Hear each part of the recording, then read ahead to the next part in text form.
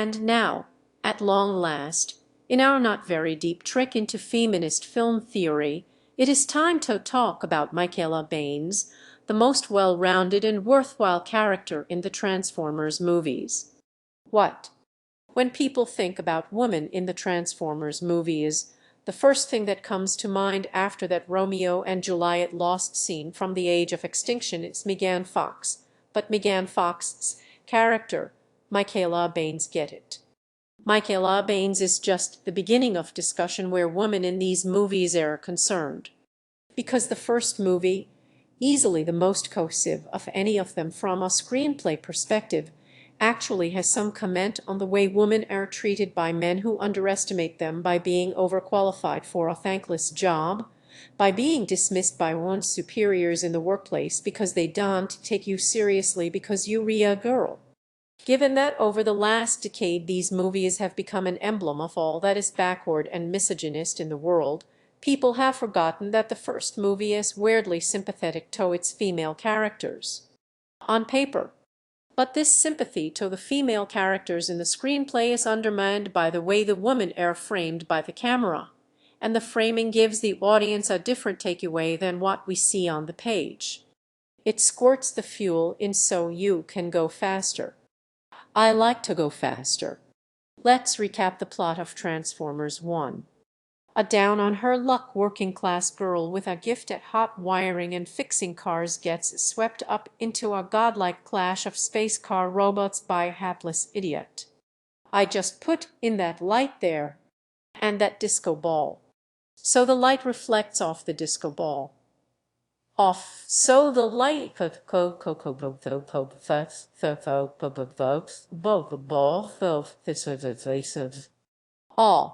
She is obviously skeptical at first. Why would the alien space robots have any use for such a worthless dummy? He seems incapable of even looking after himself, and she even has to save him a couple of times. He's gonna kill me. But this girl has problems of her own. Not only do the men in her life not respect her. Hey, how about you let me drive? Oh, no. No, no, no. This is not a toy. These 22s. Romantic friends do this. I mean, I'm not that friend. I mean, I could be. You in the training bra. Do not test me. Her dad is in jail and she herself has a juvie record for aiding and abetting. You know those cars my dad used to teach me to fix. Well, they weren't always his. They re-still cars. But eventually she learns to see her involvement with the alien robots as a chance to use her bravery and her automotive skill set, which everyone has always underestimated and not appreciated because she is a girl, to not only get her juvenile record expunged and to redeem her car thief dad, but to help the alien space robots save the world from the other alien space robots. You think I'm shallow? Who? I think there's a lot more than meets the eye with you. Michaela, the only human character with an interest in cars. You've got a high-rise double-pump carburetor. That's pretty impressive, Sam. The only character with even some approximation of a backstory. I have a record because it wouldn't turn my dad in. The only character who self-actualizes, not because others tell her to, not because she is given instruction, but because she realizes her self-worth on her own. Oh God, I can't even tell you how much I'm not your little bunny. A few years ago, back when we were first kicking around the idea of this project, I asked Twitter to describe Michaela's character, and the results were telling. Audiences thought it was a given that Michaela was worse written or acted than any of the other characters in the movie when she very clearly was, but people didn't to notice that there was indeed more than meets the as because the camera was sending a different message than the script was, namely that Michaela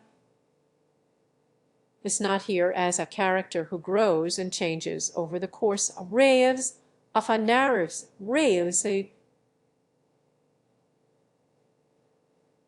are the tKyrUMUervU there there there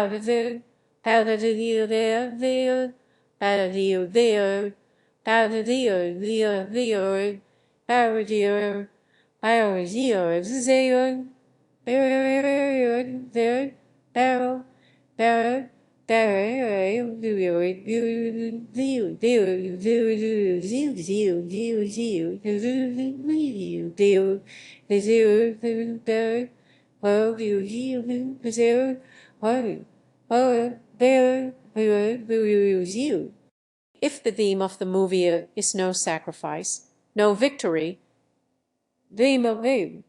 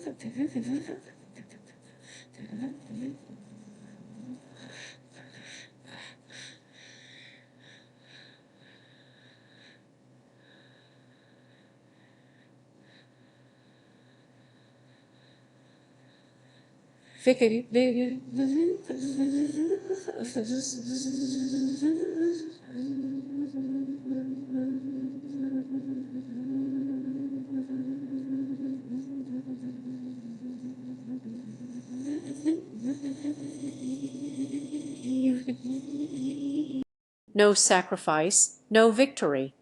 Sam has never sacrificed anything, which Michaela actually points out. I have a record because it wouldn't turn my dad in. One of you had to sacrifice anything in your perfect little life.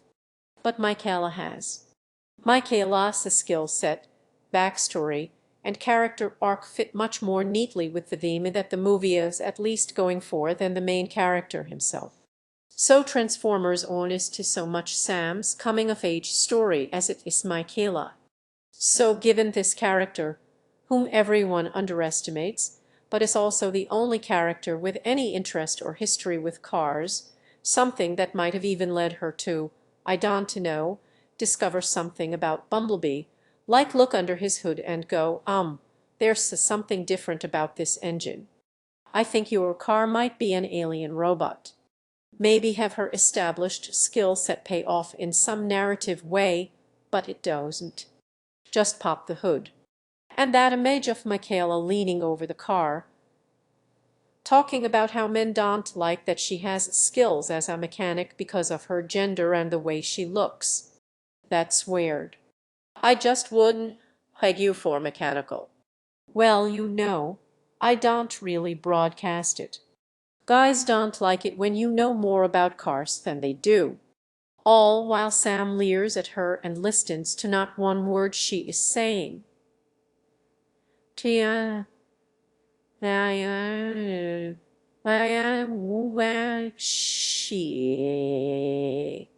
this is what we might call dissonance of framing. The text is saying one thing, the framing is saying something else. What do people remember from this scene? Do they remember what Michaela says? Guys don't like it when you know more about cars than they do. He hates it. Or do they remember the way Megan Fox's body was shot? Michaela is emblematic of the problem with these movies. Long movies that move so fast that the story is almost impossible to follow, So aesthetic impressions get weighted much more heavily than thematic or narrative ones.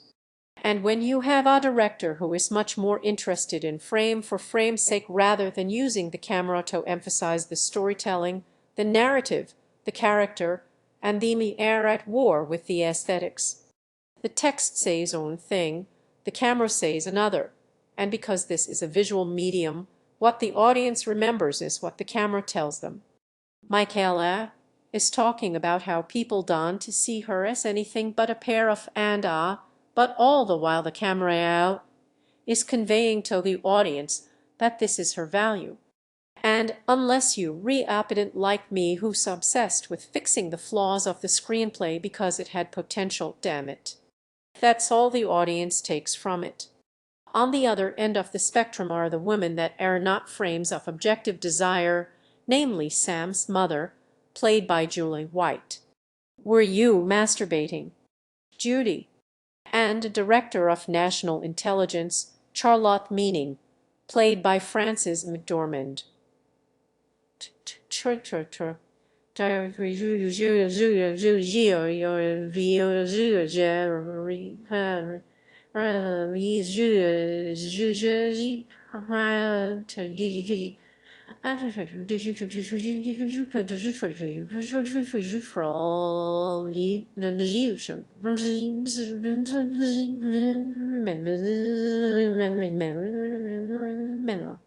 I don't care who you are, if you breathe a word of what you've seen here.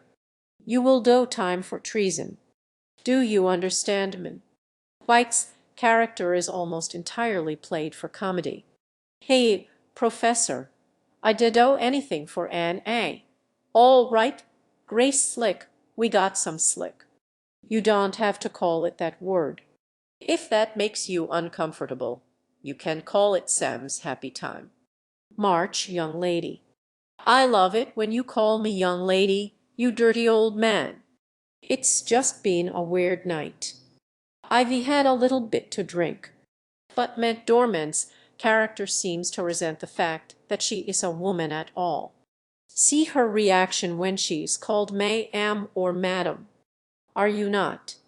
Yes, ma'am, I am. Stop with the ma'am. Enough with the ma'am. Do I look like a ma'am? No, ma'am. Yes, ma'am, yes. Feminism, am I right? But don't worry, here comes John Turturro to put her and all women in their place. Moving up in the world who? Your booty looks excellent. Women in these films are on to extremes. Props of beauty shot in the same manner as Victoria's Secret models, and one actual Victoria's Secret model. This is your new lucky bunny. Hey, it's almost like our director had directed Victoria's Secret commercials before, and sexless butts of jokes. The only noteworthy exception to this is in contractor Maggie Madsen, played by Rachel Taylor in the first movie, who is the person who discovers that the Decepticons are trying to hack international security networks. There is nothing on Earth that complex. What about an organism? A living organism. Maybe some kind of a based computer. No one believes her, so she breaks all of the laws and seeks out her friend Glenn, played by Anthony Anderson, Grandmama, drink your pruny juice, to help her figure out what is going on. This doesn't really go anywhere, and ultimately leads the two to discover nothing of consequence and lands them in jail, where there is this nothing scene in which Anthony Anderson eats the whole plate. I ate the whole plate. Now, for the sake of argument, we're going to ignore the fact that on the surface, given that this is the first movie and no one knows about the robot aliens yet, her proposal is absurd. What about an organism? What if it was a witch? What if this is all a projection? What if we in the Matrix? If the moon was made of ribs, would you eat it? I know that sounds crazy. That's enough. Ignoring that,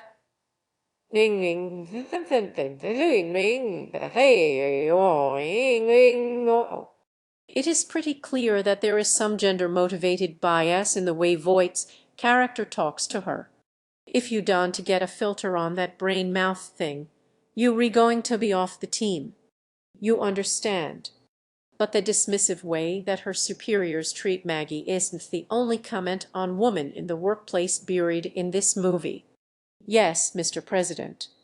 Can you wrangle me up some ding-dongs? Darling.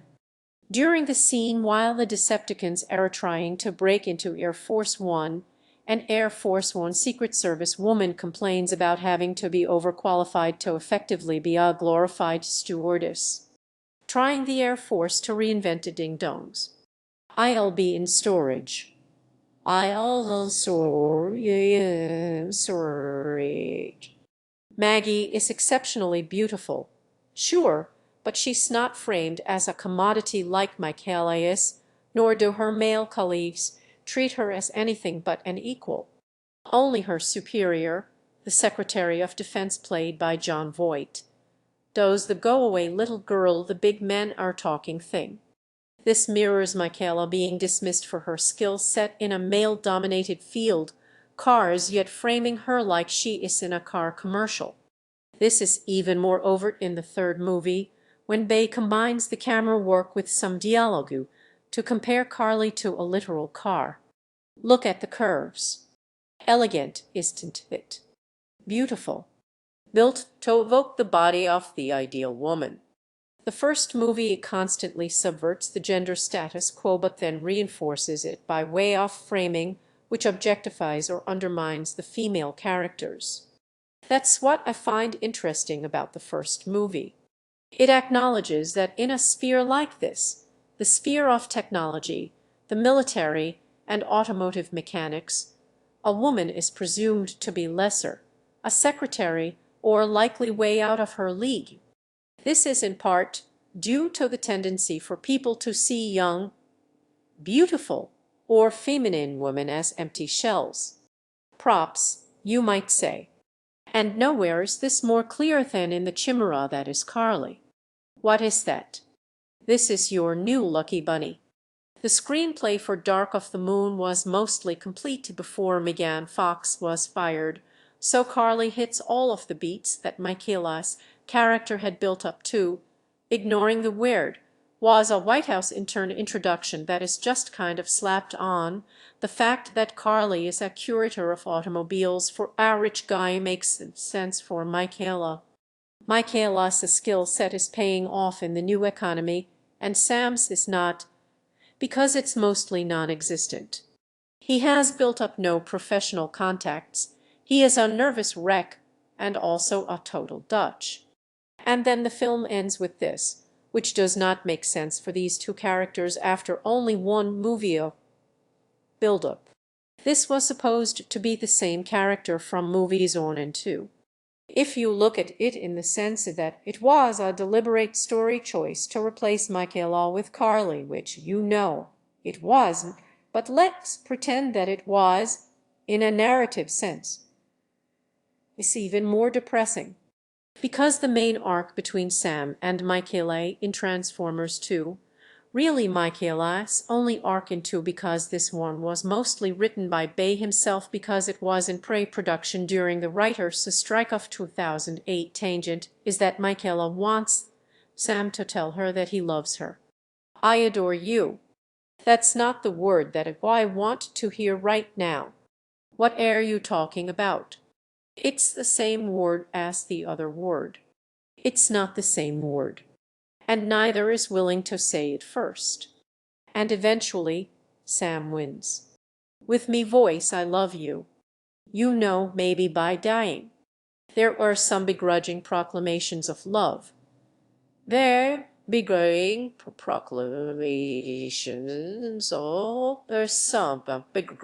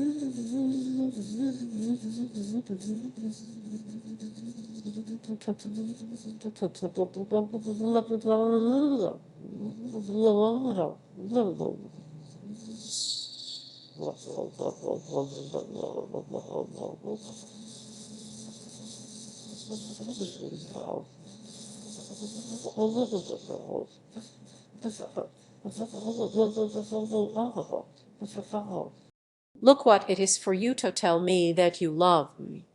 You said it first. But the real kicker, it's not that he can't admit it because men and commitment. It's because he doesn't love her. But she is the trophy, she is the ward, and therefore disposable. And therefore in movie 3, he has another disposable beautiful girlfriend. Get in the car, please. Another hood ornament, another decoration. Who she is does not matter because she is not a person to Sam. Nothing is real to Sam. Everything is an object because he is so navel-gazing, self-obsessed, lacking in empathy, and detached from reality. Everything and everyone, the Autobots, his girlfriend, is an object to be used and disposed.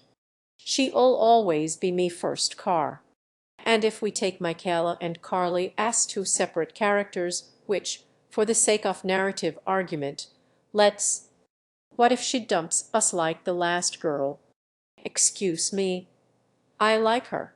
Michaela is a far more rounded and realized character than Carly, even up to the fact that she dumps her boyfriend because, after putting up with him for so long, she realizes that he, like everyone else in her life, does not love her. You said it first. To him, as to everyone, she is not a person, but an object, a trophy, a hood ornament, a reward. So she leaves him off screen. We see this mirrored in the real-life adventures of Megan Fox as well.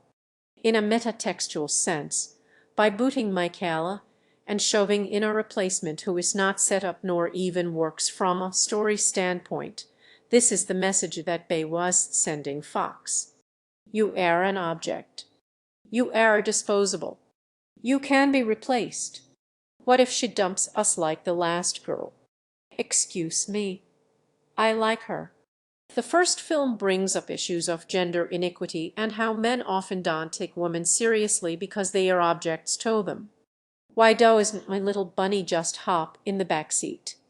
But at the same time, objectifies Michaela to the point that, for most viewers, impossible to take seriously because she is so impossibly beautiful, so impossibly dressed, so objectifyingly framed. Her impossibility is not in the text, but in the framing. Michaela Baines is the embodiment of what remains with the audience through cinematic language. Her painting and aesthetics supersede the rest of the text. Always, always, always. You